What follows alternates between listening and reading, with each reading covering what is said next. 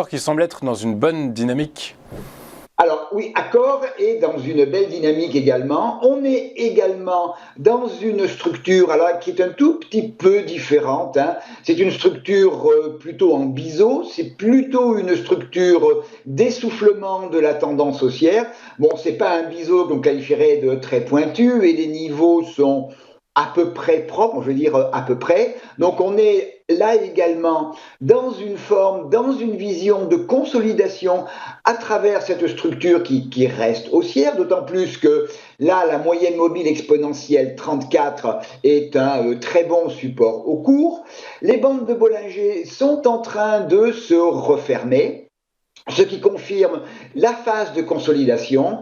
J'ai mis également le RSI et on voit que entre les deux séances du 14 des sommets du 14 juin et du 30 juin, eh bien, on a une divergence baissière sur le RSI. Alors, on ne vend pas sur une divergence baissière, on allume éventuellement des signaux d'alerte, on suit.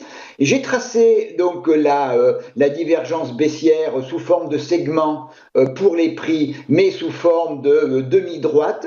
Il suffira, entre guillemets, que le RSI repasse au-dessus de son oblique baissière de divergence pour que celle-ci soit totalement invalidée. Alors, en termes de niveau, le premier à surveiller, c'est 33,47. C'est, je pense, un niveau que l'on ira tester. C'est pas tout à fait encore un niveau de polarité. Ça a été un niveau de résistance pendant la période de hausse, justement autour de la mi-juin.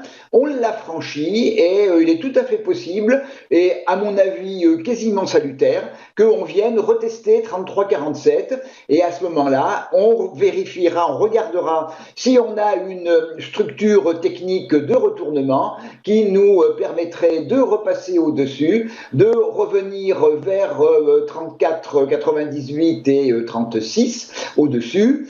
A contrario, la rupture de 33,47 serait, comme je l'ai dit, une forme d'avertissement, mais c'est la rupture de 32,43 qui est le dernier plus bas dans la tendance haussière. Cette rupture, elle, indiquerait très clairement l'invalidation du mouvement haussier et certainement le démarrage d'une forme de consolidation. On sait qu'un biseau de ce type-là haussier est une structure d'affaiblissement, d'essoufflement de la tendance. Donc si on passait en dessous du biseau, eh bien on serait dans le cadre de cette structure, à savoir une vision baissière. On est encore loin de l'apex, du biseau. Donc, j'ai pas le sentiment que dans les jours qui viennent, on aille casser 32,43. Mais le marché a toujours raison et le travail de l'investisseur, c'est de bien regarder les niveaux, bien regarder quels sont les niveaux d'alerte, les niveaux d'invalidation. Donc, on surveillera 33,47 et une éventuelle structure de rebond, ou on surveillera l'éventualité d'une rupture de 32,43 qui invaliderait le mouvement haussier et qui donnerait derrière comme objectif 31,75 et 30,21. Alors, je ne suis pas sûr que l'on arrive à cette situation